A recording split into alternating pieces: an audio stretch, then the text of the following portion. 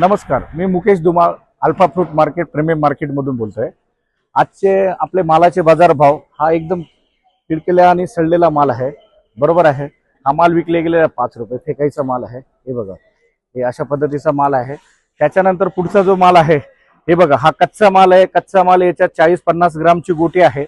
या गोटीमध्ये बरोबर आहे एकदम हलका माल आहे, तरी आपण हा 39 रुपये माल विकलेला आहे। त्याच्यानंतर आपण आलो पुढे, त्याच्यानंतर हा पण माल आहे, एक छोटा माल आहे, बरोबर आहे। हा तुमचा 70-80 ग्रामचा माल आहे, 70-80 ग्राम एकदम हिरवा कच्चा माल आहे। हा भी माल विकलेला 71 रुपये।